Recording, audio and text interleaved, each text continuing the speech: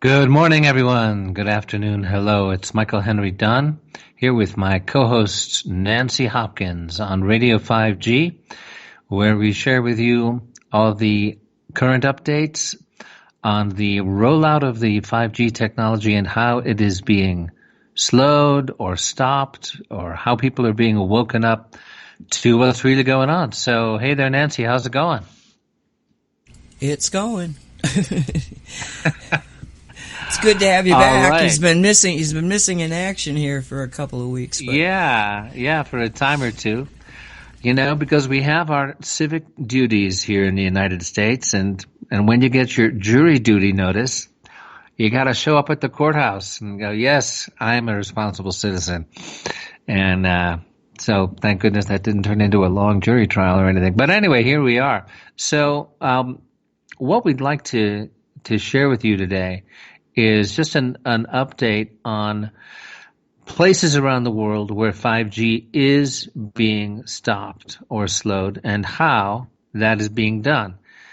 You know, we share with you a lot of wake-up information. A lot of it is pretty grim because the reality of what 5G is and what it's doing to people and to the environment and to the biosphere is pretty grim. But there's a lot of good news about the growing movement, the effective tools that are now in hand for people to simply take back their power. And we always do refer all of us to those good people at takebackyourpower.net, people like Josh Del Sol. And so we've lined up some clips, some articles, some interviews to share with you today. And Nancy, you said you had a clip from our good friend Mark Steele over in the UK. Did you want to talk with us about that and what Mark is up to these days? Sorry, it took me a while to get the mute off. Let's just wait until later on because I think that we should start out with the first one on what people can do. You know, the first one because right. Mainly because I just put the link up in the chat room. Okay. Is this the one from New Zealand? Yes. Okay. Let's give them some good news. Let's start out with some good news. Yeah, let's do that. Positive things, you know? Yeah, Mark is our prime scare your pants off doom and gloom awakener guy. So we won't start out with Mark. This is from the New Zealand Herald. It's called the Northland Age.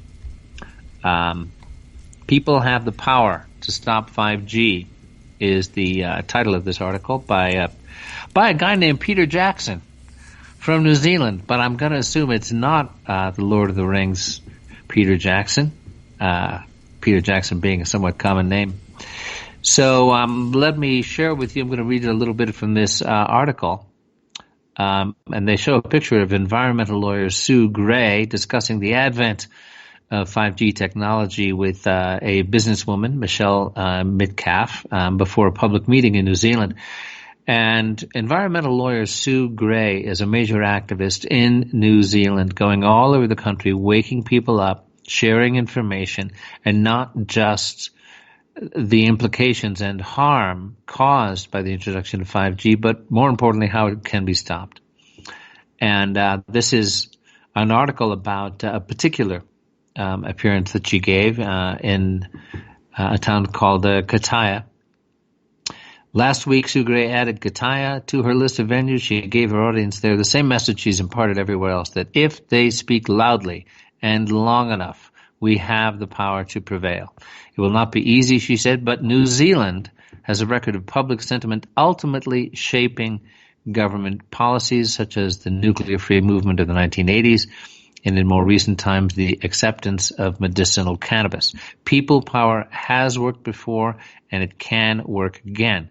We need to reach critical mass and opposition to 5G is building. The nation of Slovenia has successfully defeated the introduction of 5G, and so she believes can New Zealand. And of course, the new technology is opposed by communities around the world for its perceived threat to all forms of life, from humans to plants. Ms. Gray saying the issue boiled down to telecommunications companies releasing radiation into communities, often in very close proximity to people with no consultation. She's spoken from one end of New Zealand to the other, as she says, from Kataia to Alexandra, from New Plymouth to Gisborne, and all sorts of places. She's getting growing lists of invitations as people are showing a great interest in learning more about the rollout and how it can be stopped. So there are petitions that are rolling in those areas. People are writing to their local members of parliament in New Zealand and presenting to their local councils. And health and safety concerns are fundamentally a local authority responsibility. Although the government, and this is similar to the situation in the U.S., has basically told local government to butt out of the 5G discussion. And as we know, in the U.S., this goes to the 10th Amendment, in which all power not allocated to the federal government and reserved to the states and the people. And the FCC, which is essentially run by executives of the telecommunications industry, it's being policed. That industry is being policed by the executives who run it. So they have essentially received permission in the 1996 Clinton-era Act to just ride roughshod over the 10th Amendment and ignore local jurisdiction in protecting citizens in regards to health and safety. And that is being massively challenged around the country. So anyway, this is, she points out, I mean, I love this particular thing she points out here. She says it's really ridiculous that if a cafe, a little restaurant cafe, wanted to put tables and chairs on a footpath, you got to get a license from the local council. But 5G towers can be erected without one. And just think about that for a minute. Something that hundreds, thousands of experts, technical and medical experts around the world are raising alarm bells, saying, please honor the principle of prior investigation. Please understand that there are massive documented health and safety environmental risks. But in the meantime, it's all about a rush to completely ignore and disempower local jurisdiction to say, no, you will not do this, certainly not without proving to us that it's safe. So again, she is having to deal, just like we are in the U.S., with corporate influence at the political level. She says it's ominous that in New Zealand, the Minister of Health and the Prime Minister's chief science advisor had been, quote, too busy to meet with the World Authority on the subject of 5G technology. She says it will be an election issue this year, though. That's what happened in Slovenia. If enough people stand up and say they've had enough, politicians will listen. She says we need the benefits that 5G is supposed to offer, but I don't believe it will deliver those benefits. We need to be mindful of technology's benefits and risks and then make an informed decision. She says that's what this opposition is about, really. We're being told what's going to happen whether we like it or not without consultation. And more people are saying they are not prepared to accept that. So, it's very encouraging to me to see this kind of example in New Zealand of how it can be done. People are doing this, of course, in the U.S. as well. But New Zealand is a useful example because, they share a certain democratic heritage with us. If you look at the long arc of history in terms of, Magna Carta and the development of democracy in the UK and, the colonists here breaking away from Great Britain in order to actually uphold the principles that the Founding Fathers, as Englishmen, as they thought of themselves, said, hey, you are denying us our rights as Englishmen. That, the development of the parliamentary system, which obviously we do not have here in the U.S., and how, in a country such as New Zealand, they too are championing the original rights of the people. That this is a pendulum that swings back and forth. You know, if you look at the arc of history between the people and then narrow, moneyed interests attempting to abrogate power under themselves. That's one of my favorite verbs, abrogate. Sounds very imposing, but essentially that's what it's about, is to slowly chip away at the actual power of the people, to have government that is beneficial and protective of their rights in order to benefit the narrow interests of an oligarchy, rule by the few wealthy people. So I've been jabbering on here. Nancy, do you have any thoughts on this? What's being shared here? Ms. Nancy? Sorry again, I've got too many windows up. I went over to Google. I used Google for a purpose to see how they would respond. She doesn't get specific nor give us any links to the Slovenia.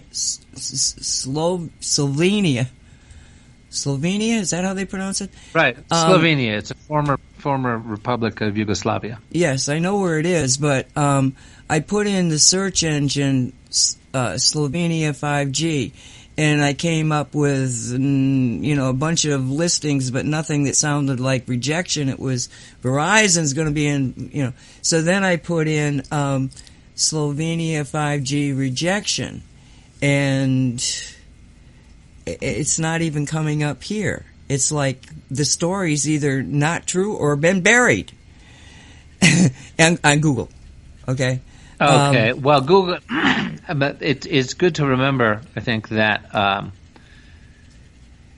that Google is monitored and censored, and that if you use other search engines like DuckDuckGo, I use ecosia.org. So I just Googled Slovenia 5G this second on ecosia.org. And the very first thing that pops up, top of the page, search term Slovenia 5G, is 5G and Health International Seminar. 5G and Health press release in Slovenian language is available here.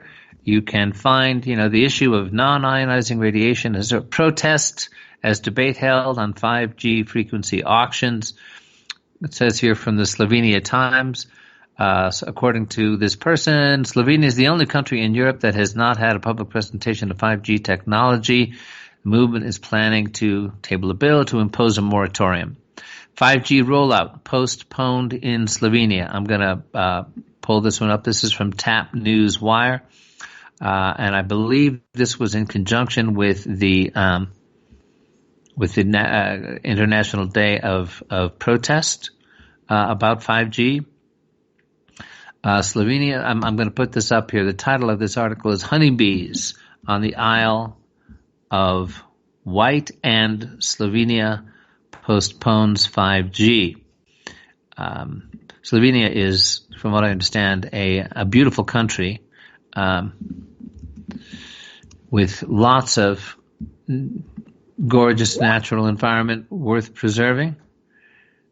And here, let's see. Are you seeing that, Nancy? I brought it up. And that this is really interesting because this plays right into one of our main concerns about the bees. Would you like me to read some of this? I'm going to go ahead and do it if I don't hear from you. Okay. Here we go. Honeybees on the Isle of Wight. Let's see. The honeybee at the banner of this newsletter has been speaking to us for over 114 years. Its numbers ever diminishing. Its message ever more urgent. It waits for sleeping world to listen. Now, it says, wake up. Before it's too late, there's no more time. On the Isle of Wight, off the southern coast of England, Guglielmo Marconi built the world's first permanent radio station. The bees' first warning to humanity was heard. Now, quote, they are often to be seen crawling up grass stems or the supports of the hive where they remain until they fall back to the earth from sheer weakness and soon die. That was Augustus Imms of Christ College, Cambridge in the year 1906. 90% of the bees had already vanished from the entire island. This is where the first radio station went up. Unable to find a cause, he simply called it Isle of Wight disease. Swarms of healthy bees were imported from the mainland. It was no use. Within a week, the fresh bees were dying off by the thousands. The description more than a century later is the same. November 19th, 2019, just a few months ago, a 5G antenna was placed 250 meters from Angela's house in Melbourne, Australia. I photographed the new mast going on to the cell tower. She writes, the next day I was in the driveway talking to our carpenter, and we saw bees dropping on the driveway, then dying. I managed to film one trying to collect pollen, but it was hanging upside down, couldn't seem to make it to the center of the flower, then it rolled off the petals to the ground. Today, 2 months later, their beautiful garden full of old world trees and plants is silent and barren. We have no insects, none, she wrote. Our kumquat, once laden all year, has no new fruit coming, no olives on the way to our olive tree. We dug soil, no worms either, nothing. All gone. I walked the dog late tonight. It was dark and a poor magpie bird was down the street under a street lamp hoping for a cricket. I think it was silent.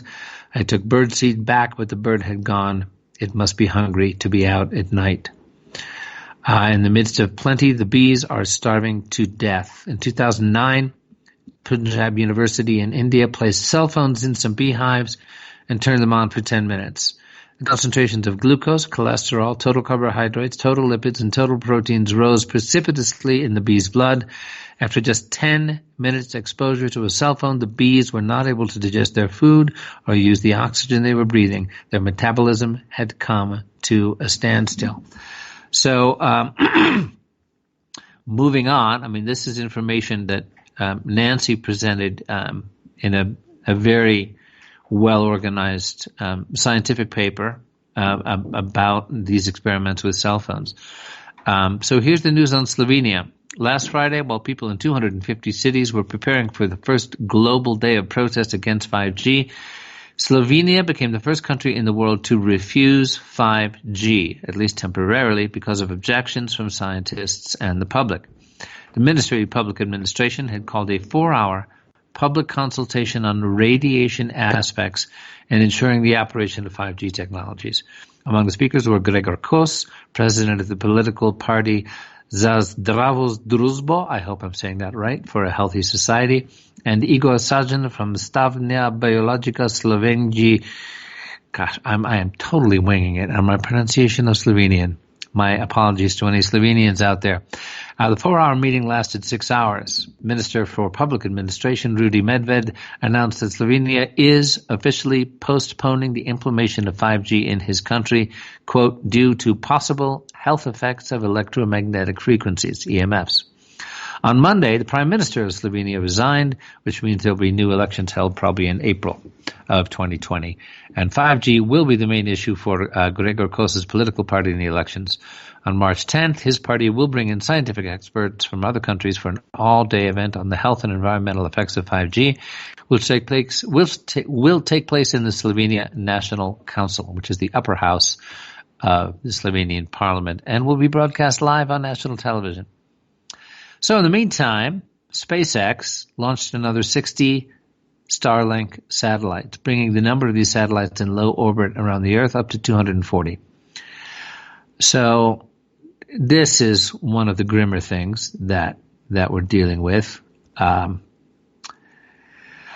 So rather than go back to the bad news, let's just focus on, that is a piece of good news that we're getting. To have a country officially postpone the rollout of 5G until a public health investigation by, nonpartisan, neutral authorities, not by, paid telecom propagandists, but by actual experts. That's got to be good news. Let me ask you to post that link to the Slovenia article you're just reading. I don't seem to have you got it. Yeah. It's it's really coming down to, I mean, we've talked about how fast there has been a turnaround regarding the amount of information out there that people understand about 5G. But I think it is appropriate right now to play the clip, and it's a short clip. I don't think it's even 10 minutes, from Mark, because for those that don't know, Mark Steele lives in Britain, and right next to his building is another township, but I mean he's in the community, essentially, of Gateshead. And Gateshead was chosen to be, one of the premier cities of the first cities out there with 5G. And you gotta feel the hand of the universe of spiritual intervention, because the only person probably on the face of the earth that could have and would have looked at the LED lights that were suddenly being put up in Gateshead and realized that there was something not right about those lights. And as he looked into it further, he realized that, and he knew that they were touting the fact it was going to be 5G. The more he looked into it, the more he said that from a child he was always interested in the way that weapons worked. What kid's like that? But he was sent here, even his name, Steele, Mark Steele. I mean, the meanings behind those names are, like a fighter, a warrior. Templar warrior guy right there. Yeah, so you got this warrior person that will take on anything that he believes is truly, inhuman. And you have somebody who is, from a kid, learned all about different types of weapons, from the pure gun to electronic weapons, and that's where he had taken his life path, as far as making money, was into the weapons development. But now the weapons development we're talking about is using electromagnetic energy for many, many different reasons. So Mark is knows this business upside down, and he's the guy that's living right next to this that can see it and call out to the rest of us and say, pay attention, I'm telling you, we got a problem. I mean, my first anti-5G show was back in 2014. There were many of us out there early in the game that understood the full implications, I don't even think we could have, the full implications of what 5G is. But we were out there, but it was Mark that made the difference, because he was such a special, trained person to be able to take apart their lies and deceits. So, I mean, we've covered some of this, but he actually was supplied with one of these LED streetlights and able to take it apart as he was filming it and talk about every component in it. And there is no doubt in the world that, I know basic electricity and electronics, but there's no way in the world you can defend the amount of power going into a street light unless it's got something else, and that something else is an antenna system that is able to focus a beam to basically pick out an individual and hit them with a direct energy burst that will kill them. Make them crazy or kill them or blow them up, because they can. If your frequency that you're emitting from one of these things is absolutely tuned to the signal parameter of an individual, in other words, they're extremely well matched. When you get hit with that field, your body is going to respond by a vibration that will essentially cause your cellular molecular cohesion to disintegrate instantaneously, and you will go up in a burst of energy. Boosh. And if nobody's there to see it, nobody knows what happened. Right, and I'd just like to throw in a little quick observation here. Mark is so expert in his field. And once he starts sharing details about this, you realize, we're not talking to some wild-eyed conspiracy theorist. We're talking to a guy who understands weapons technology, understands, what he's looking at. And again, the universe spirit conspiring to not only put Mark in Gateshead, when he goes out in the street and he sees these guys installing the thing, and he says, hey, do you realize the danger that you're putting into these street lamps? Well, the ticked off worker, what does he know? He's just got this crazy guy, Mark Steele, bothering him. He threw a component at him. He just threw, just like picked up the nearest thing, which happened to be the component they were installing, allowing Mark to then analyze it and give us the information. So, what happens is, what we call cognitive dissonance. When Nancy's telling us right now, hey, the technology is way off the charts that's being put into these street lamps. It's not a simple component to power a street lamp, an LED. It's, a directed energy weapon. Oh yeah, right. Why would our local government put in a directed energy weapon? The one thing to remember here, when we deal with things that are now accepted history, that we can say, yes, we understand that elite corrupt factions acted to, World War I, set up the Lusitania, to provide a false flag so that it would trigger American sentiment to enter World War I. Okay, well, that's a nice 100 years ago. No danger to the current elite factions in pointing out something that's 100 years ago. Well, those same elite factions are now defending their position. And when you talk about that level of power, you come up with that old quote that many of us have heard many times from Lord Acton: power corrupts, and absolute power corrupts absolutely. So to envision a moment where they see a technological development that allows not only total surveillance, that allows psychiatric symptoms to be induced, physical symptoms that can be induced, allows total surveillance, and in the last emergency also allows you to just flat out eliminate people one by one as needed in a big upheaval, in a breakdown, in a revolution, in whatever moment they might choose.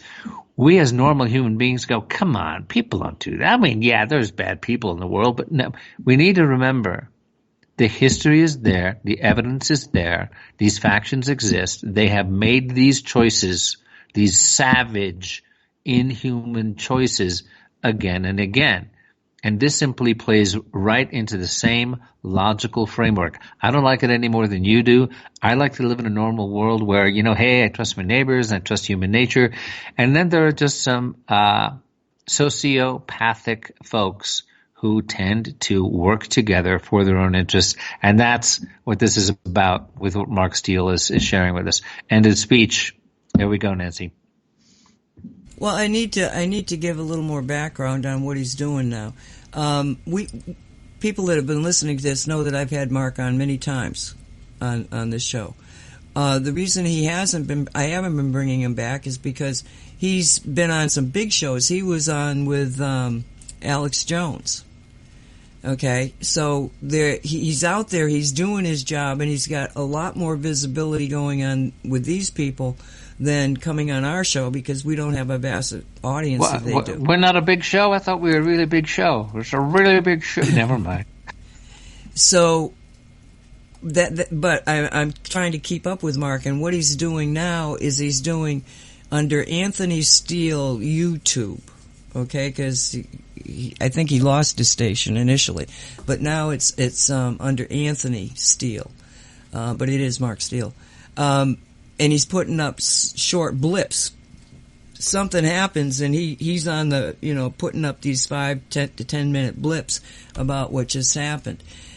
This particular one that I'm going to play you is tedious in that he's getting down into the details of a document that was presented to him.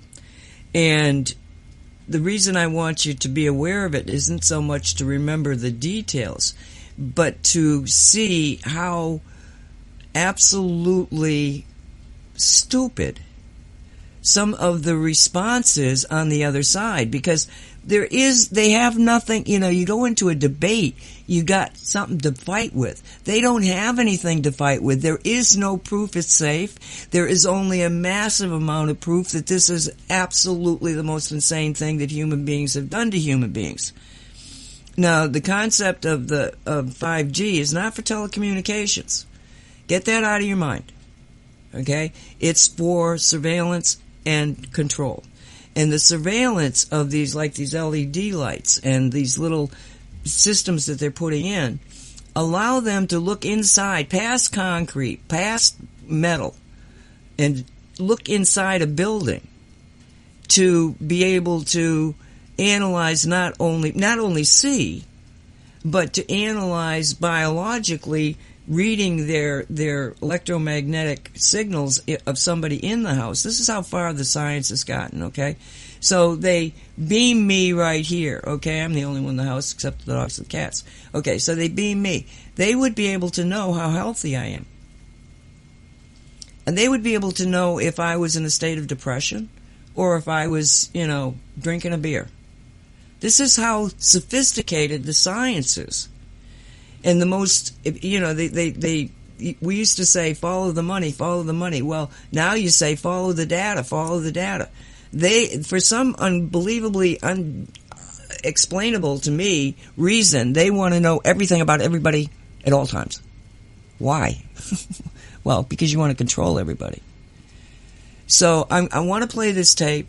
It's just 10 minutes and 38 seconds of Mark. We know that, you have to kind of relax and try to listen past his accent, but once you get into it, it becomes easier.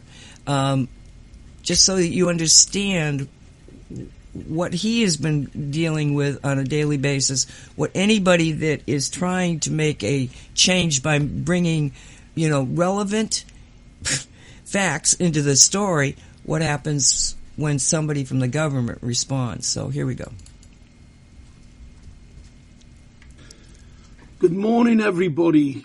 Well, I don't know if anybody read the Star Online yesterday, but a fearless journalist has actually put up this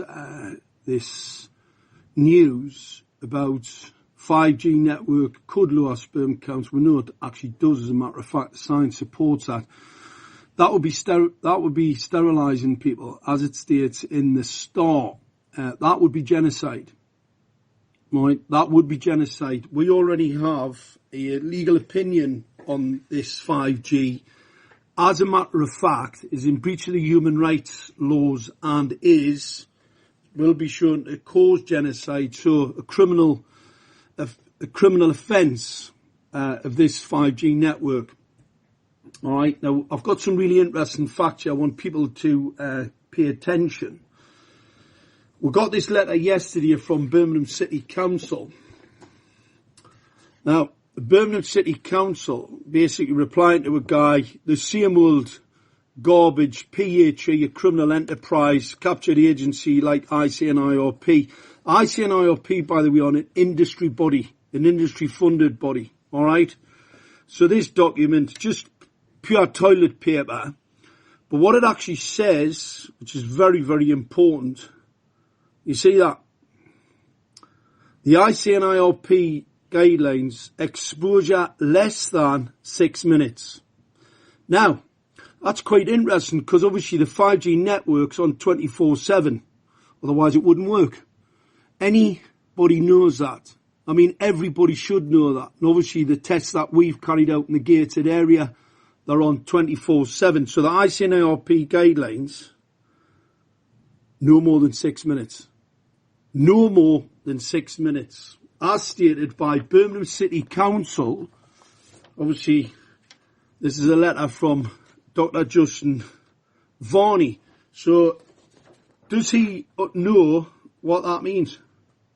because the installations that they're allowing on 24 hours a day, 7 days a week. So the ICNIRP guidelines do not apply to the 5G network in any way, shape or form. So this is, as a matter of fact, a crime,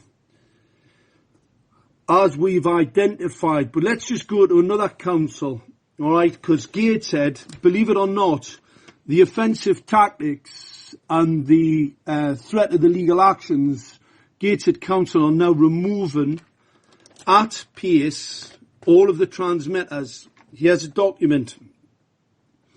Let's just start at the top and let's just say Gateshead Council does not use 5G systems. Well, we know that's false, all right? Regarding Mr. Steele's claims about the rollout, well, my claims were proven in a court. Unfortunately, Gateshead Council still are in denial, as well as that Troll factory. They're in denial as well. They don't like it either. Hate anything I have to say. So consequently, they do have 5G. We know that as a matter of fact. What it says here, the system can instruct the lights to turn on and off and dim individual lights at quiet times. What a complete load of fabricated lies.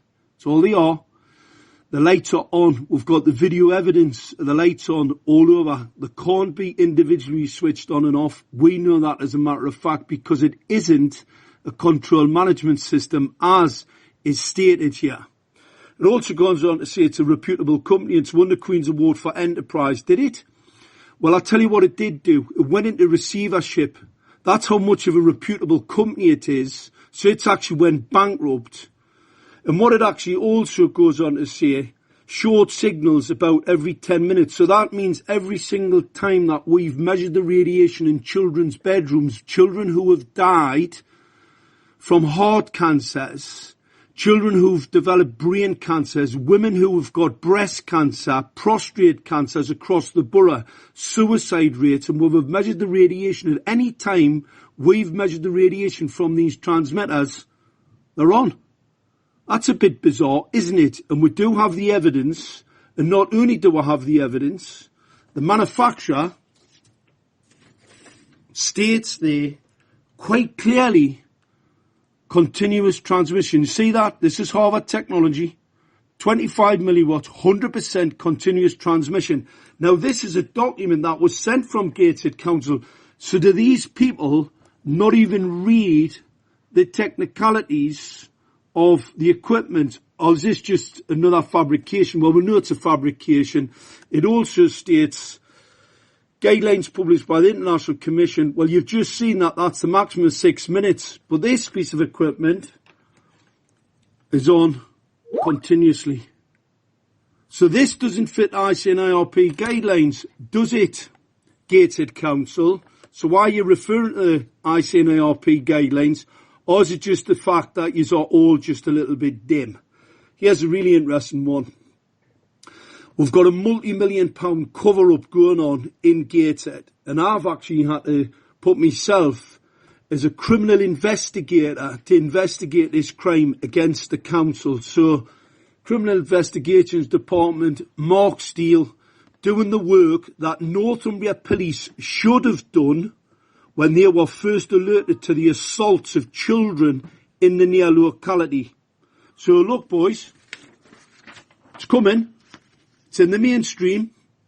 What you're going to do, because this is Jimmy Savile all over again, the cover-up is not going to be able to be covered up because the mainstream are starting to sniff about, and believers, the law will be upheld. What it says here, it's outdated. Well, it's not outdated, is it? Because it's a 5G transmitter that's had to be removed because of the mass sicknesses you've caused across the borough and the alarming distress of the people.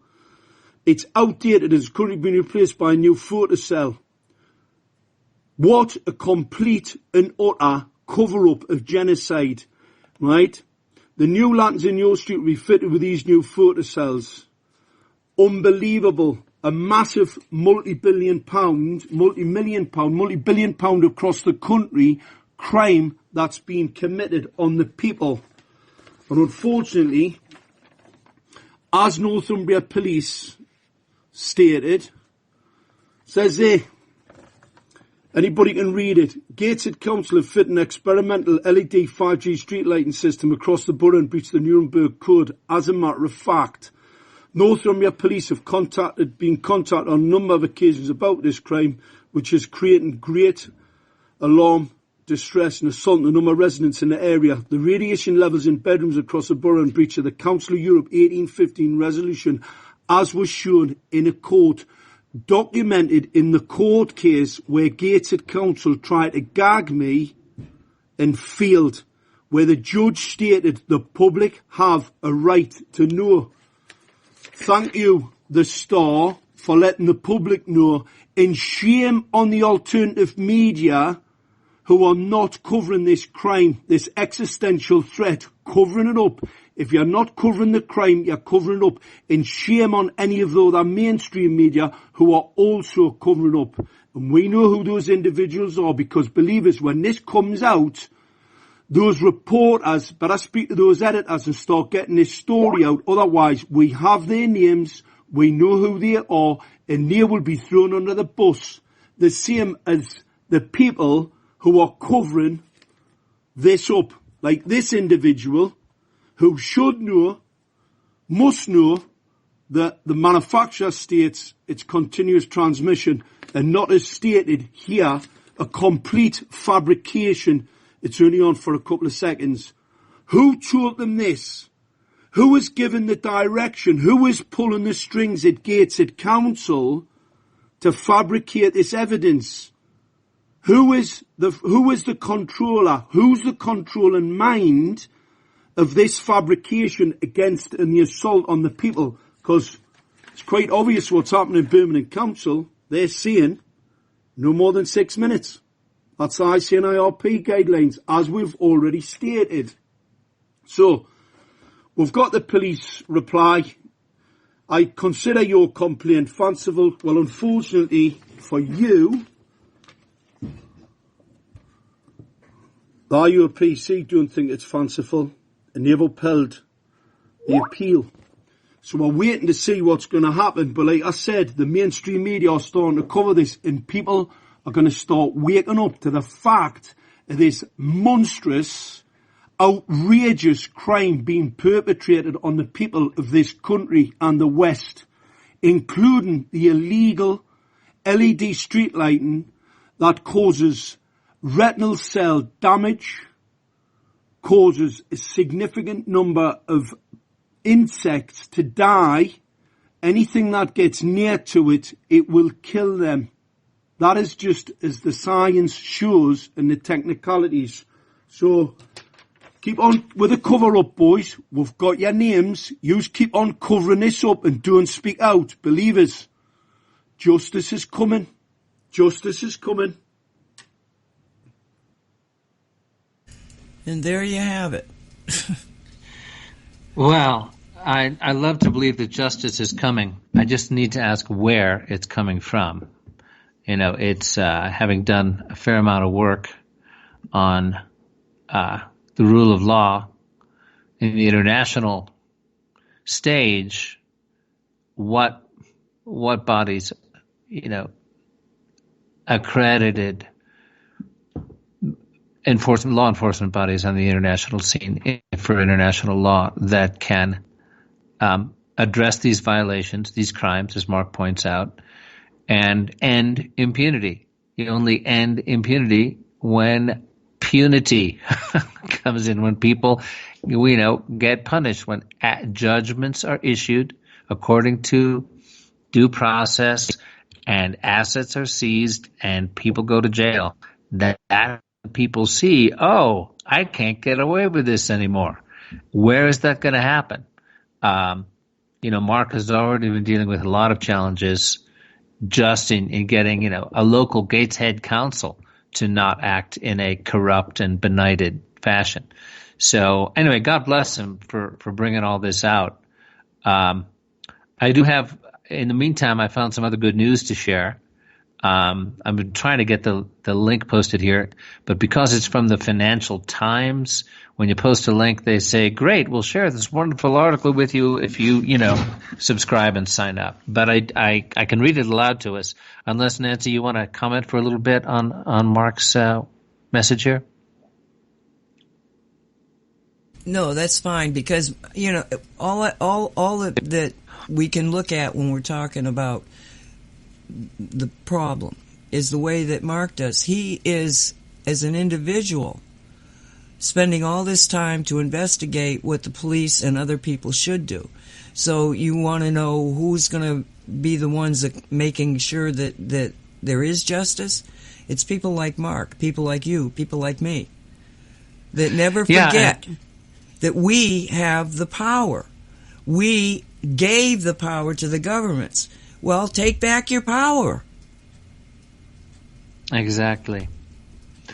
Yeah, it's right there in the Declaration of Independence that government derives its power from the consent of the citizens. Well, not only that, but the Constitution tells us in the Second Amendment that you should all be armed. Now, the Second Amendment, was not put in there to give people the right to have guns. There was no question that you had a right to have guns back in the 1700s. The reason it was so important to put that amendment to the Constitution in was to say, look we've given you a type of government that is dependent upon the goodwill and the good people that are your government officials. But we're not dummies. And it's just like Michael said earlier, power corrupts.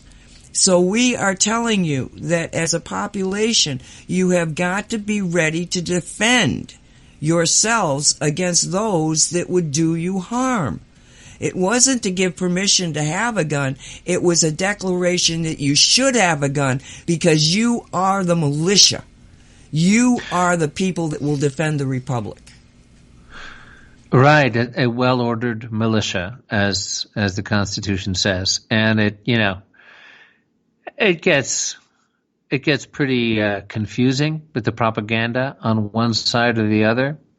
But all you got to do is look at the arc of the story, of the founding of the country, to recognize that just what you're saying is true, Nancy. That it's a core issue of what took place on the 18th of April in 75. Hardly a man is now alive who remembers that famous day and year, right? Paul Revere's right. Waking up the local militia to defend the freedom of the people against tyrannical encroachment, in this case by the redcoats are coming, right? So, as we're looking at this as it applies to 5G, this is in this case, we got to walk carefully, just because of the level of censorship and the level of distortion and disinformation and defamation that goes on for people who are doing what Nancy and I and others and Mark are doing, trying to wake people up, is to paint what we are doing as somehow being about the T word. I don't even want to say it out loud. I mean, you say the T word out loud at an airport gate, and you find yourself, hustled off to being interrogated. But we know what we're talking about. That the definitions of terrorism in certain, FBI categories, Homeland Security categories, people who are simply looking to uphold the Constitution, who are looking to uphold the 10th Amendment against the corporatocracy's trampling on local jurisdiction to protect the health and safety of our citizens. This can get you classified as a terrorist in certain government categories these days. It's outrageous. It blows my mind. I like to think of myself as about as, centrist, a middle America kind of guy as you could find. And so, my heroes being Jefferson and Lincoln and JFK and MLK and people like that. I think a mainstream 21st century American guy. But just talking about defending the Constitution, just talking about the things that we're talking about here, can get you put on some lists. And, what we're talking about with 5G, we are not, thank God, right now at the point where Second Amendment rights need to be used, logistically. What I was trying to point out here, Michael, is that the Constitution itself has built-in remedies for the situation when the government has become out of control. It's the Second Amendment saying that you should be prepared to defend, and the 10th Amendment saying you have a responsibility to defend. Because in the 10th Amendment, what they're saying is that understand that the states came together and agreed to create a federal government to be able to better manage, the things of international, communities trying to deal with laws. And you need a federal government, okay? You need a federal government to oversee something like the post office. All right, you need a federal government to, unfortunately, have a standing army. But the Constitution, the founding fathers realized the weaknesses in the Constitution was because it relied on the good faith of the people that were governing. And if they were not governing to the protection of the Constitution and that, therefore, the people of the United States, then it's mandatory that the people, you have to call, this all came about because people came together and said, let's do it better. But there, in any government, there's weaknesses, and they understood it, and so they built into the Constitution the responsibility for every single human being in the country who is a United States citizen to stand up for the Republic, to stand up in support of the Constitution. And the Constitution tells us how to do it. Right. And yeah, I agree. It tells us how to do it. And, that remedy, the Second Amendment remedy, is for an extreme situation of, outright government tyranny. There's all kinds of remedies between that, absolutely. And I'm not saying grab your weapons. I'm not saying that at all. What I'm saying is that you asked the question, who has the responsibility of doing this? And I'm telling you, by the Constitution itself, we have the responsibility. In the 10th Amendment, if the federal government isn't working up to par and the states have become part of the federal government, then it's up to the people to stand up for themselves. And that's what we're asking everybody to do. Stand up, become educated. And sooner or later, the amount of people that are out there will overwhelm the governments. Right. And, when we're talking about the rule of law and the absence of an enforceable body at the international level that's going to stop these things at the level that Mark is talking about, the kind of pressure that you're talking about, Nancy, that we are here on Radio 5G helping to create this kind of pressure, a way will be found. If enough people wake up and start to put the pressure on the governments and start to take back their power and start to, one of these days some politician is going to be brave enough at an election debate. I don't see it happening this year, at an election debate to say, oh, by the way, now that I'm here on a national stage, national TV, 5G has got to be stopped. At some point, somebody's going to have the guts to say that. Probably not a front runner, maybe somebody like Tulsi Gabbard, but whoever, right? But in the meantime, you're right. The kind of pressure that we are talking about, waking people up, going to your local governments, your local city councils, your state governments, using the Raymond Broomhall approach, so successful in Australia, of the implementation of 5G as constituting the definition of assault It's been very successful. More than 1,000 5G towers have been taken down in Australia through using this approach, and hundreds of others prevented from being erected. And Australia is using the same, common law, Magna Carta, British Parliament heritage that our definition of assault was also based on. So anyway, there's a lot of really encouraging news out there. And before we get to our break, which is coming up in a couple of minutes, I just want to share this is a fresh piece of news from a very credible mainstream source, which is the Financial Times. Headline is, this is only 3 hours old. Switzerland halts rollout of 5G over health concerns. Subheadline on this is, the country's Environment Agency has called time on the use of all new towers. This is from Sam Jones in Zurich. Let me read some of this. Switzerland, one of the world's leaders in the rollout of 5G mobile technology, has placed an indefinite moratorium on the use of its new network because of health concerns. Now, you talk about the FCC and the limited amount of sovereignty that local councils have been able to grab back. They say, okay, we're not going to let you talk about health concerns. You can maybe put in a protest or a postponement because of aesthetic issues. It's ugly. I don't like it. Of course, it's killing my children, giving my wife, a miscarriage, and, a dozen other documented health effects. Never mind. It's just not pretty. Well, this is Switzerland saying health concerns. We got to stop this rollout.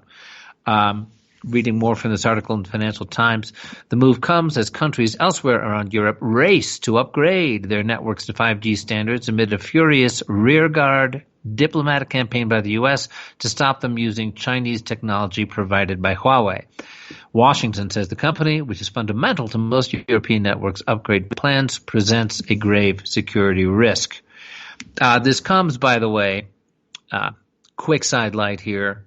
It emerges that a major encryption company used by all kinds of countries around Europe from the 80s right up through the 2010s was secretly owned by CIA, who were building in backdoors so that all these countries thought they were getting high-level military-grade encryption from a privately owned, encryption company, were actually having CIA stuff, put into their technology. Anyway, that's the concern about Huawei.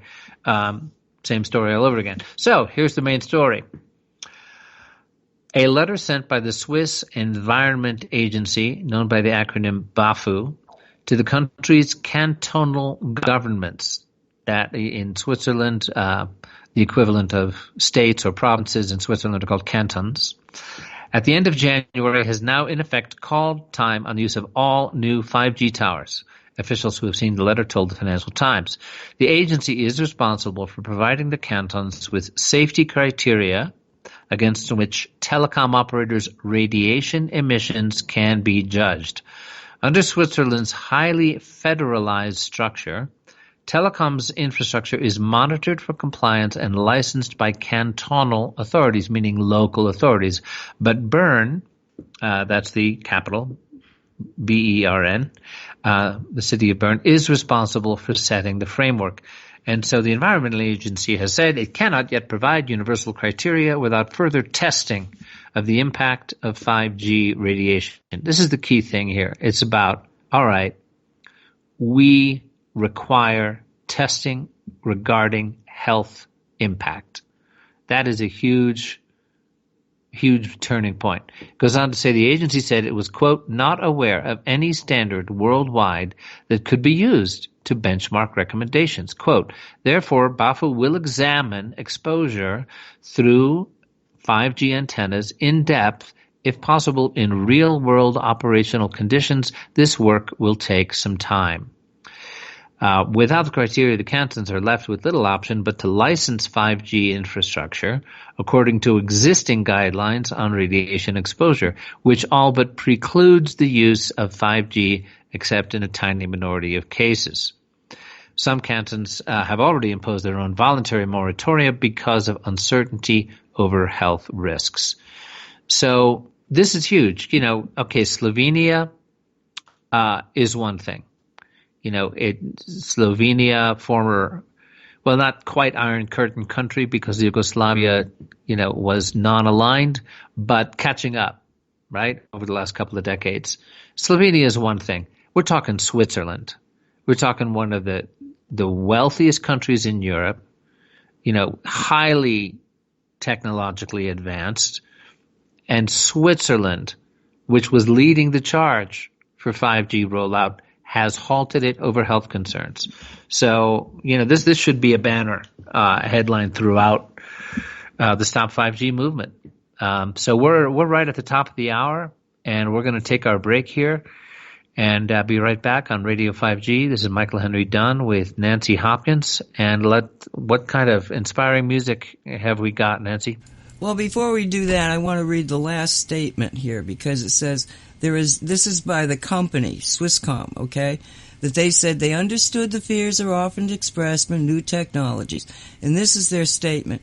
There is no evidence that antenna radiation within the limit values adversely affect human health, the company added, pointing out that 5G is run on frequencies similar to current 4G standards, which has been subject to several thousand studies.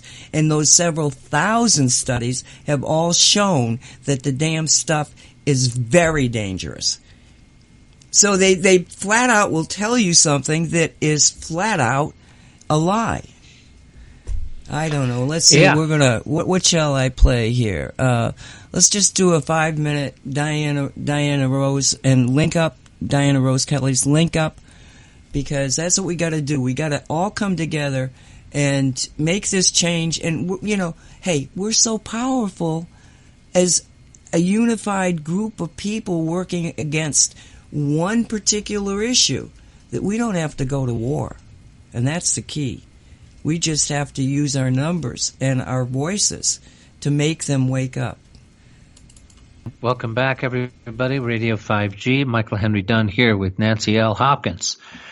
And we are just sharing with you a really encouraging piece of news from the Financial Times, which is that Switzerland has halted the rollout of 5G over health concerns. The country's environmental agency has called time on the use of all new towers until testing can be done in regard to health concerns.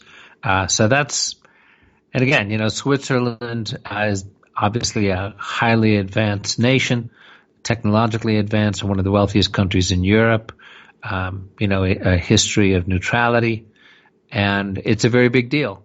So this ought to be causing, shivers to run down the spines of all those big telecom companies looking at their stock values and bottom line, ruling out trillions of dollars for the 5G rollout, thinking they can just steamroll humanity. When a country like Switzerland stands up and says, not so fast, that's an issue. They can't pretend anymore that it's just what did the guys at the Taos county commissioners say? Just some housewives with nothing better to do than to find an issue to get hysterical about. Yep, they did say that, folks. Anyway, so we've got some other. Michael, let's go to the Super Bowl thing. Okay. Okay. The reason being is that, of course, the Super Bowl was here in Miami. All right. Now, as the crow flies, it's probably within 5 miles of me, the stadium. Ah, wow. All right. Now, at least 2 weeks before the Super Bowl, and it might have been 3 weeks, because I get confused in time, my internet lost half of its speed, to the point that the stream from my computer that is telling the server in France to send out the radio signal kept dropping off. Like every few minutes it would drop off and it'd come right back. That's how weak the signal has been. And it is still a problem. Now, this is, I'm giving you my on the ground, right around the stadium thing that our communications are sucky since they tried to make the Super Bowl stadium 5G. So let's just look at this article. Do you mind? Not at all. Yeah, this is from an online. This is not a whistleblower site. This is a telecom industry magazine called VentureBeat.com. And here's the headline: 5G should have scored at the Super Bowl, but carriers dropped the ball. Here's the text, folks. If there's any annual event that has the ability to dramatically impact the U.S. population, it's the Super Bowl, which attracts around 100 million viewers each year. That massive audience enables networks to charge $5.6 million for 30 seconds of advertising. That's nearly $200,000 per second. Staggering figures that tend to limit ads to blue-chip consumer products, huge upcoming movies and TV shows, or companies looking to instantly define their brands. So at this year's game, kicking off a year that's supposed to be pivotal for 5G cellular technologies, wireless carriers Verizon and T-Mobile somehow blew millions of dollars on 5G ads that barely moved the needle with viewers. Verizon used its time to deliver perplexing messages about what 5G can and cannot do, while T-Mobile used 60 seconds and $10 million largely to joke about offering, quote, nationwide 5G, whatever that's supposed to mean, to consumers. And neither of these 2020 branding efforts or the absence of 5G rivals AT&T and Sprint from the discussion was entirely surprising given what we saw from the carriers in 2019. Verizon spent too much of last year uselessly placing 5G equipment in NFL stadiums, and impacting Nancy Hopkins' local coverage, and far too little activating or selling 5G gear across most of the country.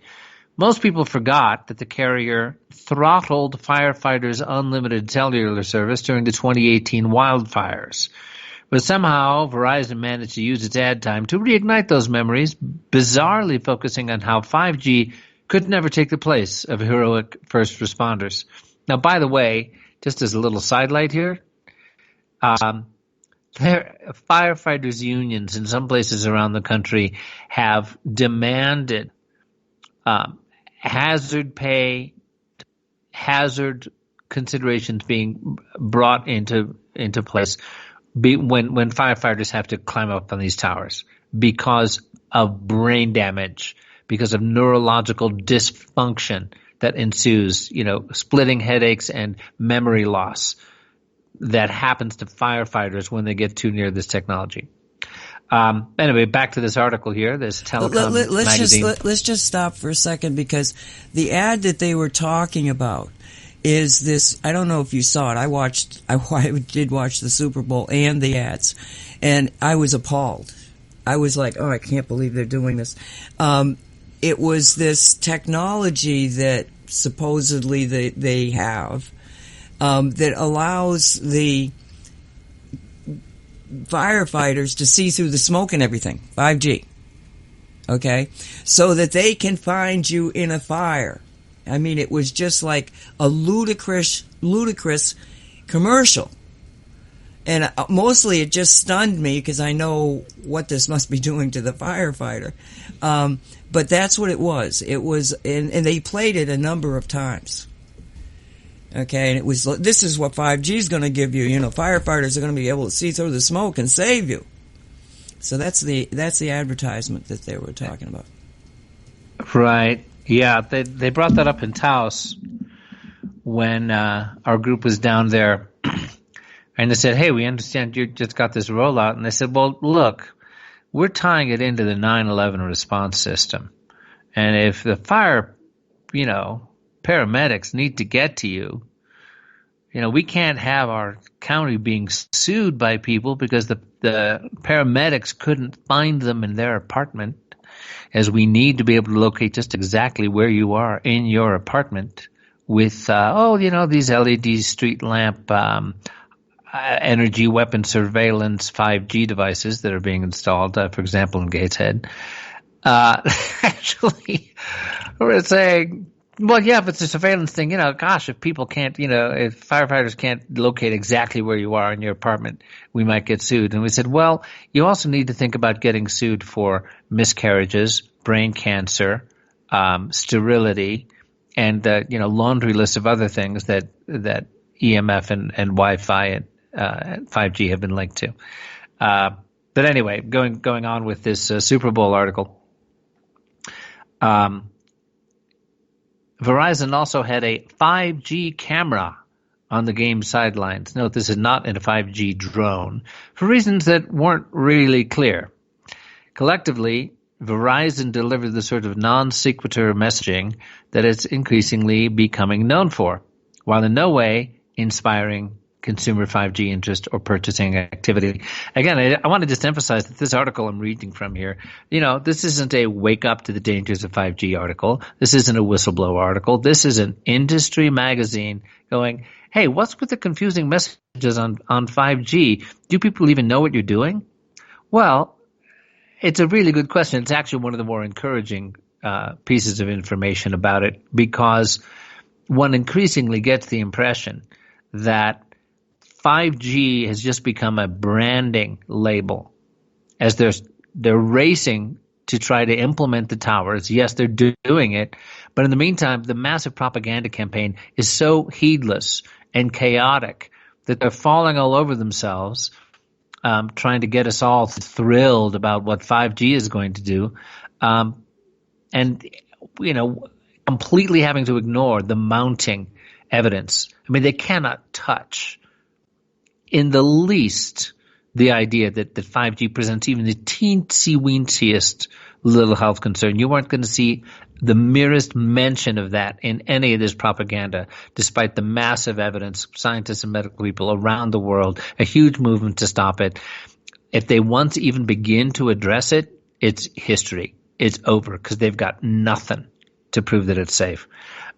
So let's go on. Let's go on with this article, because what we're encountering here is, and trust me, I got confused, and I still sort of am, because all of a sudden they're talking about 5G equipment, the Internet of Things, and all of this, and yet I know from my studies that the 5G is not for telecommunications.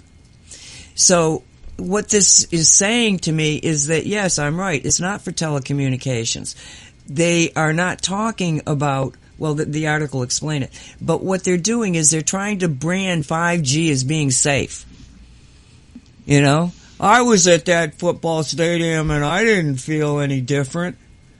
Well, I got 5G in my neighborhood, but my animals are fine. My kids aren't bleeding from the nose. I think it's one of these kind of things. Hold it, really? You've seen stuff like that? Say again? You have seen? No, I'm saying that's what they're trying to promote within the citizenry. Don't listen to those people that say that 5G is so deadly and everything. We've got 5G, but it's not 5G. And this is what they're saying in their own ads. 5G is not telecommunications. That's why they fail every time they try to do it. Why is my system still all screwed up? It's because they took so much of the 4G network. This is my interpretation, because it's my whole neighborhood. Okay, they came, they did the tests, oh wow, we got a lot of, problems on the line above you. Well, this was over 3 weeks ago that they were here, and it had been 2 weeks before that I was having problems. Okay, so what they did is it's like they just sent the 4G capability into that area of the stadium in order to make people think they were in a 5G environment. It's 4G densification. Yeah, and this is like what was brought up in this article. Maybe everybody saw the T-Mobile commercial. It was a 60-second ad. That's what, $10 million or whatever it was. And it's relying heavily on humor to mask its lack. And this is from the industry article here. to mask its lack of actual 5G content. We've got comedic actor Anthony Anderson confirmed with his real-life mama, Doris Bowman, that she's able to get a T-Mobile 5G signal for making phone and video calls wherever she went. I mean, I don't know if you folks saw the spot. I mean, it was funny, it was endearing, it was warm. He's talking to his mom, and she's like, I'm in my gym class, I can hear you fine. I'm over here in the car wash, I can hear you fine here too, sweetie. And and on they go to different places where I can hear you everywhere. But that's this is, as they say. I'll read more from it here. Unfortunately, T-Mobile never explained what 5G does that 4G doesn't. Why, beyond getting a different signal badge in the same place as 4G reaches, why anyone would want a 5G phone. And again, folks, this is an industry article that's saying this. They're just pointing out, hey, your advertising is confusing because your reality is confusing. You're trying to push and sell something that's about like improved cell coverage. It's not about improved cell coverage. You're not going to get better reception. You're not going to be able to hear a warm human voice with immediacy in your ear. It's about data. It's about surveillance capitalism. That's what 5G is about. So anyway, going on with the article, one might argue that these messages track with the U.S. carriers currently underwhelming 5G rollouts. Verizon told viewers what 5G cannot do because its smaller 5G network can barely be used for anything. T-Mobile only discussed the size of its 5G network because its performance is almost the same as 4G, despite requiring new hardware. AT&T and Sprint didn't waste money on ads because they're dealing with their own 5G problems. In other words, we got nothing to say. Our whole 5G campaign is all screwed up. Let's not spend $10 million on the Super Bowl ad when we got nothing to sell. In short, none of the companies used the Super Bowl to spark 5G device purchases because there's no point right now. And this guy goes on to say, my view is that is merely a rationalization for poor performance, wasting money, and are a huge opportunity for positive messaging. And this guy is a 5G fan who's talking here, right? This is a telecom industry guy. As we move into the second month of 2020, no question the world is actively migrating to faster, more reliable cell service. There's already quite a few 5G devices, applications, some more impressive than others. Marketing 5G as a buzzword or talking about what it can't do utterly drops the ball on what's needed right now, a leader who clearly defines 5G technology and speaks to its potential. And then it goes on to talk about how AT&T really muddied the waters last year with its bogus 5GE marketing. That created an opportunity for every other carrier to step up, particularly at the point where their real 5G networks were live and the devices were available to purchase. Absent a 5G global marketing campaign from Qualcomm, Samsung, Huawei, or another company with skin in the 5G modem game, consumers are anxious for anyone really, to define what 5G really is and explain what early adopters will get by jumping in this year. Well, we can tell you what 5G is, what it really is. It's a deadly threat to humanity and the biosphere. It's a surveillance technology that has been in development for 50 years. And it is the last thing we need. We need safe wired technology, and we need to stop this rollout like Switzerland has done. Let me jump in here because what they're talking about here is that last year Verizon, I believe, and Sprint sued AT&T because they came out and they were saying that they had 5G systems all in place. And the Sprint and the Verizon people said, you liars, you don't have 5G. And AT&T said, well, we didn't say 5G, we said 5GE. It's our term for what we're doing. Right? So now they're all claiming, and one of the reasons I wanted to really look at this thing is because many people are like, oh my God, they're putting 5G in, No, not necessarily. They may be calling it 5G, but it's not 5G that we're talking about. All they're doing is intensifying the number of 4Gs, because that 4G technology works. 5G is not designed for telecommunications. So they've actually set aside the 5G, concept, except for the word.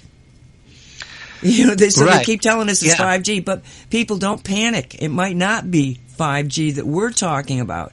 You really have to look at what they're doing and what they're saying, because they're just so deceitful in everything they're doing. And so that you sue one guy because you think they're doing bad, and then that guy wins in court, so now you all do it. I mean, this is what we're up against. This is... Yeah, it's, that thing we've seen across a lot of industries, over the last 40 years or so, where, you need this fantastic upgrade. You need to switch from vinyl LPs to CDs. Oh, you need to switch from CDs to streaming. Oh, you need to switch, get the upgrade, resell everything, all the stockholders pocket their money. And this is, to me, just one of the most encouraging things, that there's this level of chaos in the 5G rollout because they're grabbing it as, the new huge windfall at the corporate level and for the stockholders, because we're going to get everybody to buy 5G phones as the Internet of Things, so that when your baby wets his pants, the diaper, the 5G-enabled sensor in your baby's diaper will let you know he's just wet his pants. Never mind that the kid won't be able to have children when he grows up because it's sterilizing him. That somehow this is not catching fire with the imaginations of the people who are being asked to shell out $900 for a 5G-enabled smartphone. To me, this is one of the most encouraging things, because in the end, these companies, they may be greedy, and on a certain level, yes, they are stupid, but when it comes to their bottom line, they're not stupid. When they start to see that, we're spending billions of dollars on this rollout and people aren't buying it, and the technology actually isn't being rolled out. We're trying to push the catchphrase as the hip thing that you've got to have, but because we don't even have it, we got to make up a bogus catchphrase like 5GE in order to make you think you're getting something that we can't really offer yet. Just here, I'll quote this last paragraph from this industry online magazine. Given that 2019 ended on a somewhat unimpressive note for 5G, I'm not surprised that the carriers blew their shots at defining the technology or redefining themselves at the Super Bowl, despite spending millions of dollars to get viewers talking about their networks. But yawns from viewers of the big game should serve as a wake-up call to the entire cellular industry. If you're hoping to see consumer interests and sales growth as a result of your 5G investments, stop playing defense and start scoring some points by making and meeting bigger promises for this new technology. No one cares about what 5G cannot do. Everyone wants to know why it matters.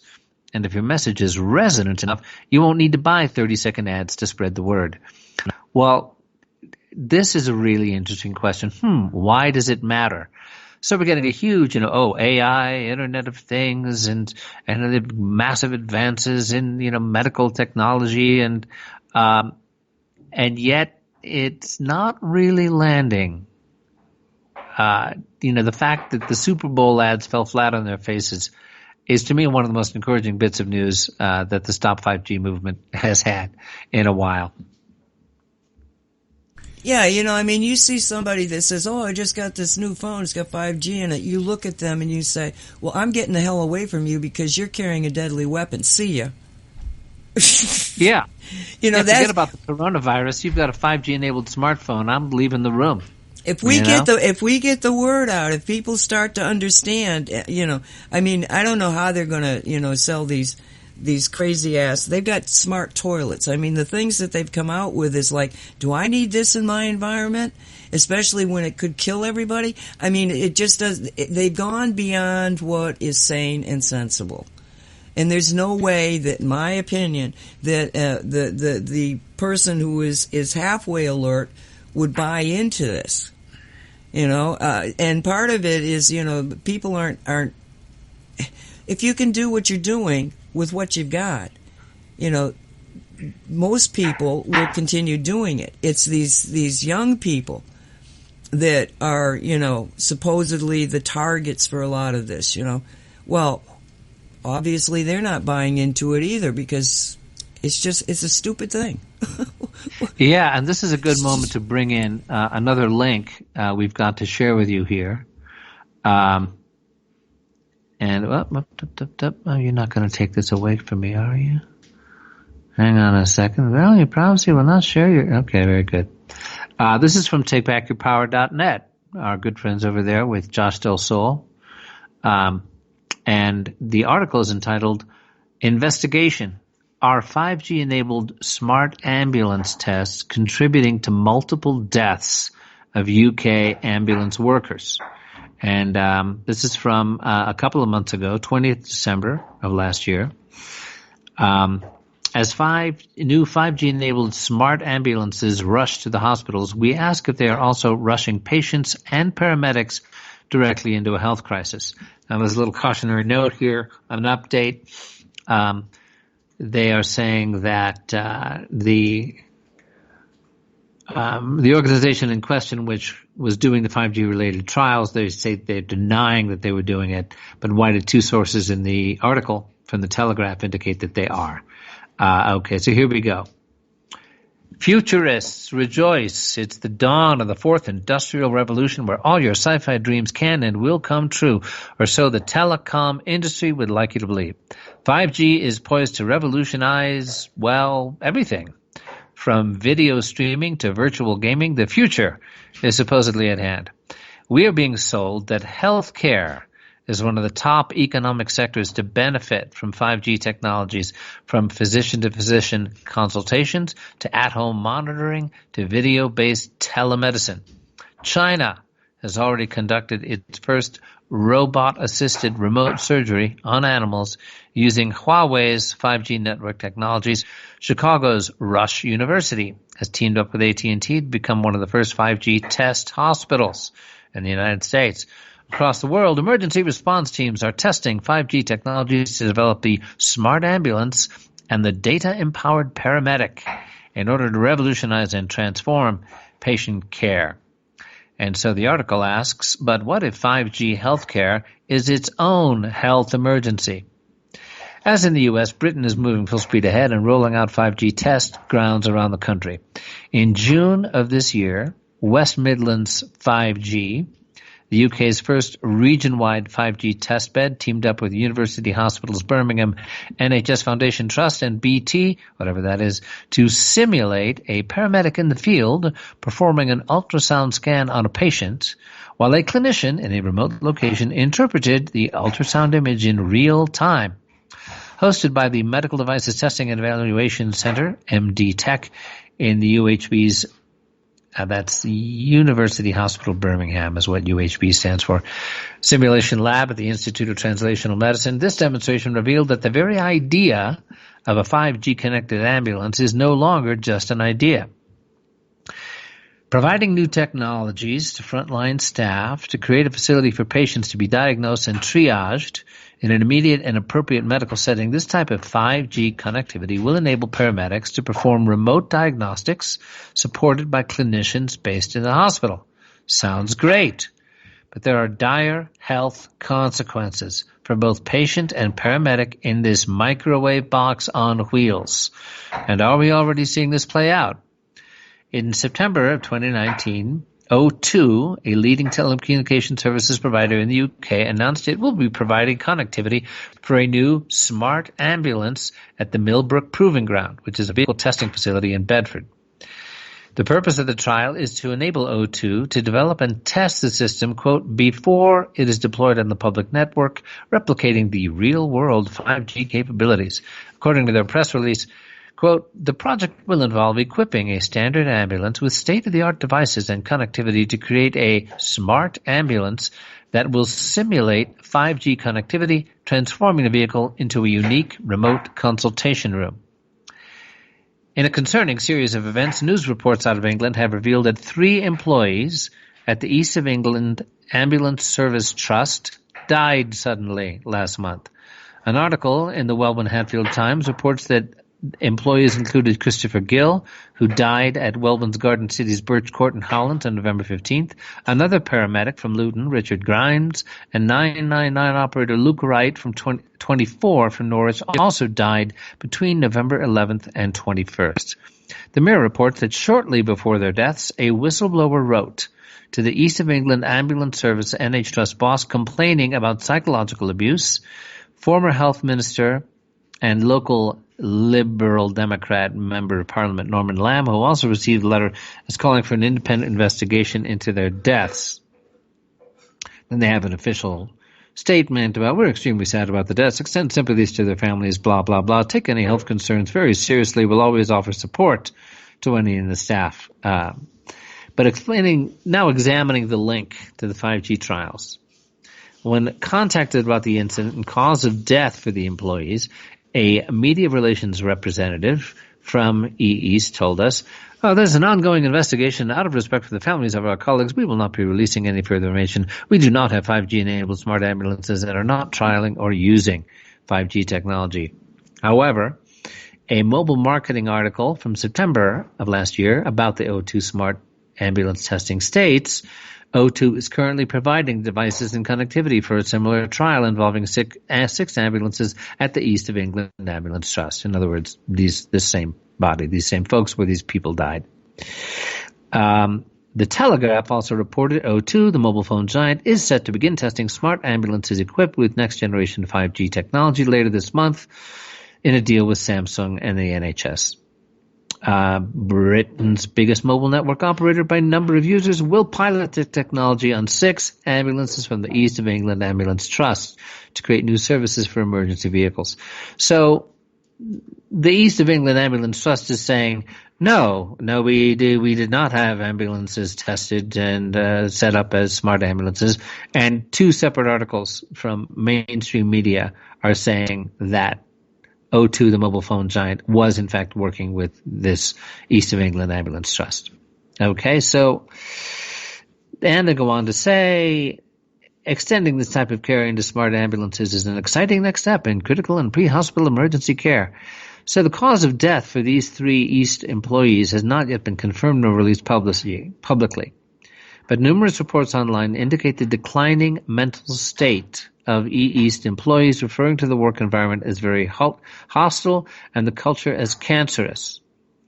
Could there be a link between 5G deployment in the region and the sudden deaths of these employees? Isn't this worth questioning? And so, again, this goes back to our friend Mark Steele.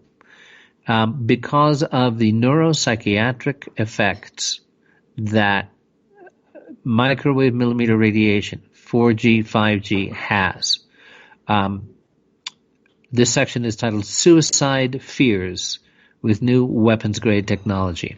Internationally, communities are protesting the rollout and implementation of 5G, citing both biological health and environmental concerns and vast surveillance implications. Activist groups and organizations, including Villagers Against Masts, have launched local and national campaigns.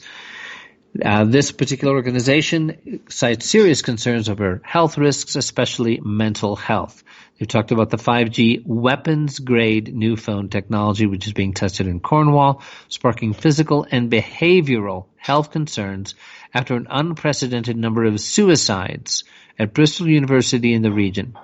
In an article, Jane Harvey, founding member of this organization, says she has deep concerns about the amount of masts needed for 5G network. She said research showed that having rolled out 5G in U.S., there's been massive spikes in depression and anxiety, as well as a host of other complaints. 5G is a weapons-grade frequency. There is no knowing the future implications for us. We are the guinea pigs. So it goes on to say, safe technology activists around the world are concerned about not just the physiological health effects of radio frequency radiation, including 5G, but also behavioral and psychological effects. Numerous studies point to neuropsychiatric effects of radio frequency radiation, including sleep disturbance, insomnia, headache, depression, depressive symptoms, fatigue, tiredness, dysesthesia, concentration, attention dysfunction, memory changes, dizziness, irritability, loss of appetite and body weight, and restlessness, anxiety. This is a good, long, in-depth article. and we recommend it. So I'm going to give you the link here. Actually, I think I provided it earlier, Nancy, but we'll make double sure.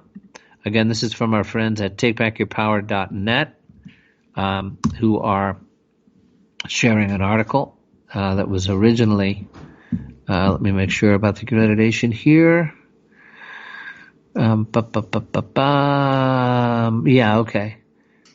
They're quoting an article in the Telegraph and over in the UK, major mainstream media outlet there, and a press release from the telecommunications giant O2. So how they manage in the face of these kind of consequences to continue the happy talk about 5G, it's just becoming more and more strained and hard to believe. And the Super Bowl fiasco in terms of the many millions of dollars they spent hyping 5G without being able to adequately explain just what the hell it's for and what it'll do that makes it worth you spending $900 on a 5G-enabled smartphone. And it's just at a certain point, they're going to have to do a pushback against the movement, specifically about the health effects. All the propaganda and happy talk doesn't dare mention the health effects because they got nothing to back it up, to say nothing, to say it's safe. There was a U.S. Senate hearing in which Senator Blumenthal questioned major executives from the telecom companies and said, so do we understand that you do not have any studies indicating that this technology is safe? And they kind of hemmed and hawed and spluttered, but they said, well, no, we actually haven't spent a single dollar on studies to determine whether or not it's safe. So at a certain point, they're going to have to address it. And once they do, once they have to admit, well, okay, there's some evidence out there, but it's game over. Because I've seen this dynamic. I'm about to go off on a little tangent here. It's an interesting one, Nancy, but you may have something you want to jump in with here. So before I go rattling on at too great length about how entrenched interests deal with suddenly having light shed on an area that they've got nothing to cover their butts with, that's related to the Shakespeare authorship. Do you have anything you want to pop in here with, any observations? Okay, no, I guess not. I mean, okay. I'm not sure what this has to. I'm not sure what this has to do with 5G, but go on. Go on. I know. I'll make it short and sweet. I promise. Okay. So what we're talking about with 5G and the major telecom industries, they don't dare address in their happy talk propaganda on TV and everywhere else the fact that there might be a health issue because they've got nothing to cover their butts with. If once they admit that there is sufficient cause to even bring the topic up, then it's pretty much game over because they've entered an arena in which they will lose. When you start to talk about there's thousands of studies out there that demonstrate the dangers of EMF and Wi-Fi, if they admit that evidence into court, so to speak, it's game over. They cannot continue with the happy talk. So briefly, I am referred to as a quote-unquote authority on the Shakespeare authorship controversy. It's like, hey, did that guy from Stratford really write the plays, or was it some aristocrat? Okay, so what you've got, like with 5G, you've got entrenched interests.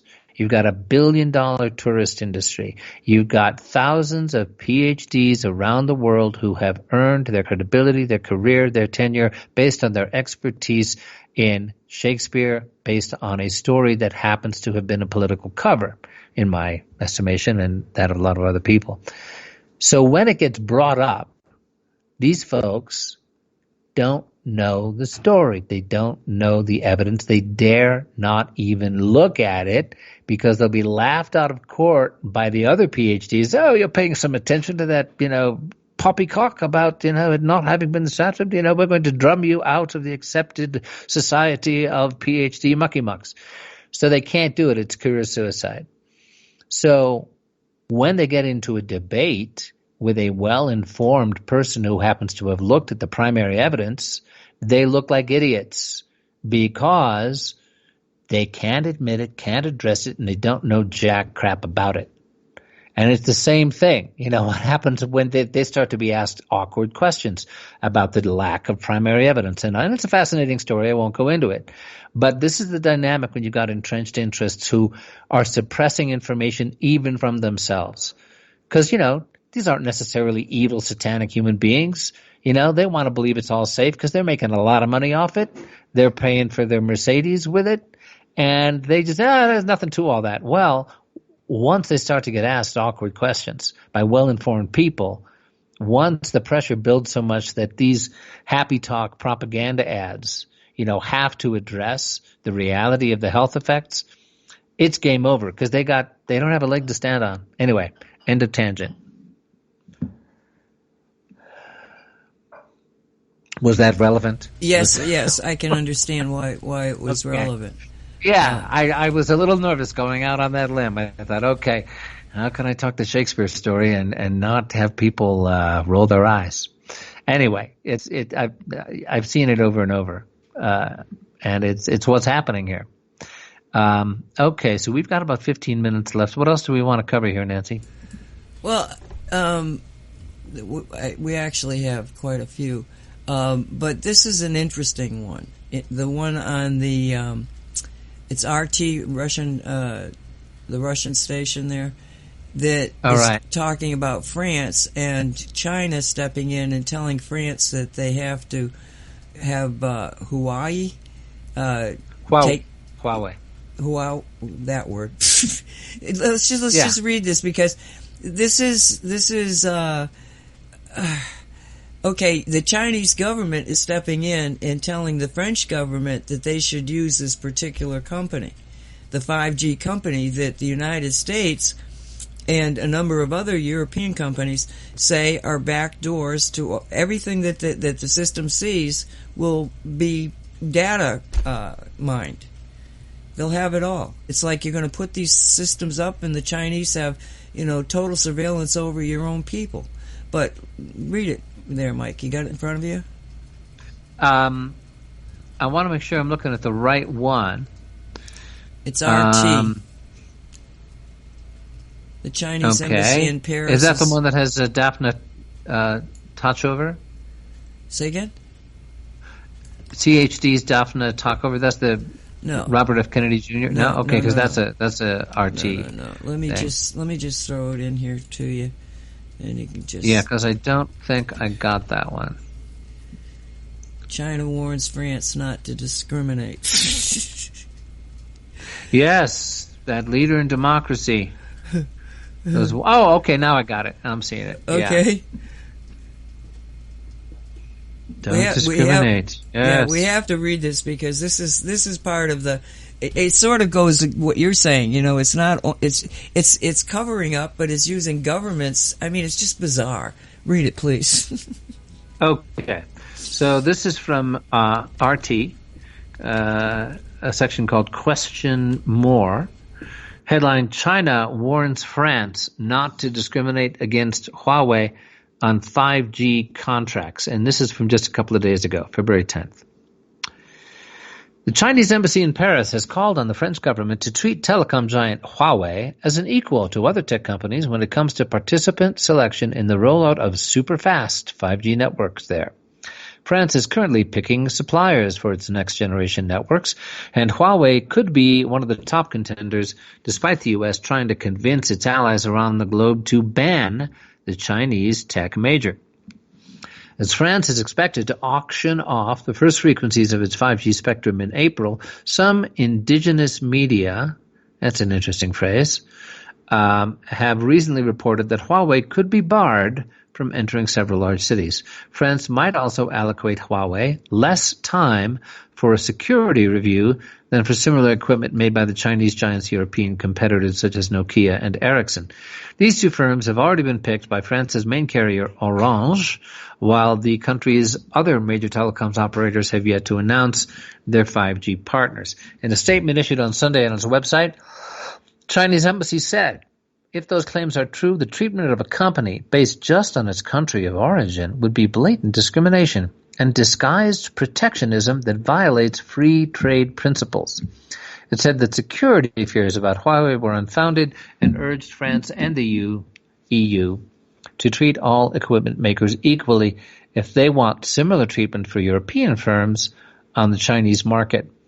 Now, to me, this is a fascinating geopolitical situation here, which is, okay, the treatment of a company based just on its country of origin would be blatant discrimination and disguised protectionism.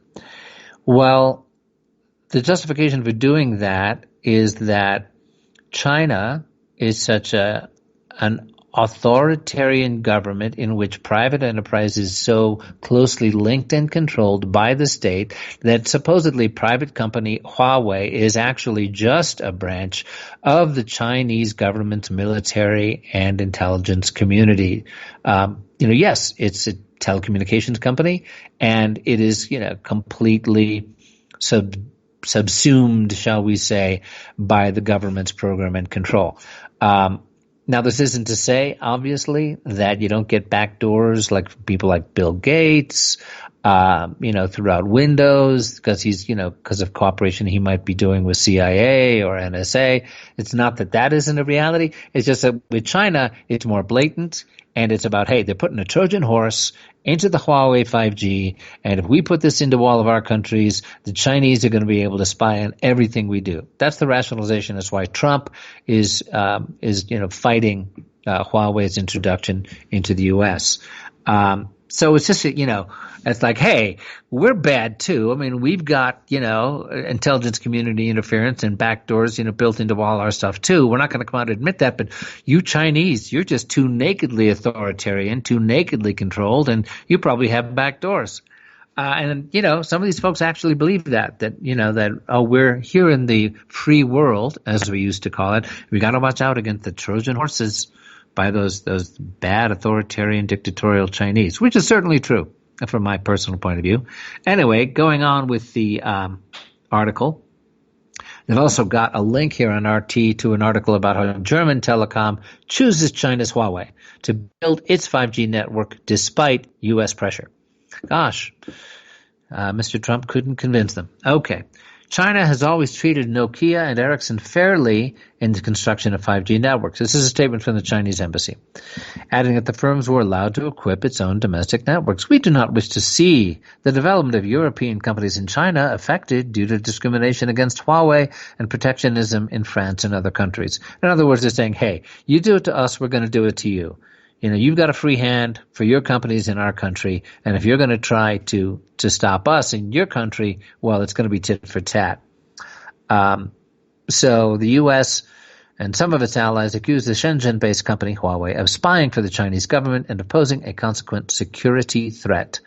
Huawei and the Chinese government have repeatedly denied the allegations. Last month, the head of the French National Cybersecurity Agency, ANSSI, Guillaume Poupard, said it did not find any evidence to support the U.S.-led claims. There is no Huawei smoking gun as of today in Europe, he said in an interview with Bloomberg News. There's no situation with Huawei being caught massively spying in Europe. Elsewhere, maybe it's different, not in Europe. So what's your take on this, Nancy?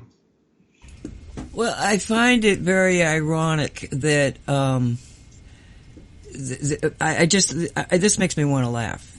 Because it's like, okay, China has had 5G, maybe. I mean, they're claiming it's 5G, so I don't know what kind of technology they've actually put in. But the very city and community that has the outbreak of this pandemic-threatening flu is in one of the first cities that ever had Chinese 5G technology put into it. Now, that's a really interesting situation because we know that 5G actually breaks down immune systems. Okay, that's one number point. So maybe you got a flu that wouldn't have hurt the population before 5G, but now they don't have any immune system, so now it's happening. it's something that people in the 5G community have looked at. Okay, now you've got all of the rest of the stuff that's going on about, well, it was supposedly monkeys that in the wild, and then another critter in the wild, and then it became human. But when they're looking at it, they find that it's been genetically engineered, and that there's a lab not far. Well, I think it's still in the same community that has been working on these viruses dangerously, and have already had at least one breakout into the population of what they were doing. So it's very convoluted. But this company that is questioned by everybody in the world, that it only makes sense that you'd put a back door and be able to read everything about your supposed possible enemy. This only makes sense. The fact that they can't find it yet, well, there's so many ways of doing it. And maybe the equipment they gave you to test didn't have it. It's just ludicrous for anybody that knows anything about this business to think that you're ever safe from intrusion like this. Yeah. So, Yeah, it's funny to think, well, not to impugn the reputation of this gentleman in France, quoted as saying, no, there's no evidence. We do need to also bear in mind that China, like a lot of other countries, just rolls out money and favors and influence. Like there's this, I think it was a Harvard professor who was recently arrested, and this is actually connected to the coronavirus. He provided information on virus creation from a top university level lab. It was a couple of supposed students from China were actually just Chinese agents, and he was getting major payments to share with them classified information about, and this was directly connected to the genesis of the coronavirus, and that he was helping to construct a big facility, which is exactly the place in China where the coronavirus outbreak began. Now, of course, is this Duke University? No, it was Harvard. It was Harvard. I heard it was Duke. Maybe they're both. Maybe they're both involved. Yeah, it wouldn't surprise me. Coronavirus, let's see. Okay, yeah. Federal agents arrested Dr. Charles Lieber, chair of Harvard University's Department of Chemistry and Chemical Biology, with lying to the Department of Defense about secret monthly payments of $50,000 paid by China and receipt of millions more to help set up a chemical biological research laboratory in China. Also arrested were two Chinese, quote, students working as research assistants, one of whom was actually a lieutenant in the Chinese army, the other captain at Logan Airport as he tried to catch a flight to China, smuggling 21 vials of sensitive biological samples. Almost forgot the research lab the good professor helped set up. It's located at Wuhan University of Technology.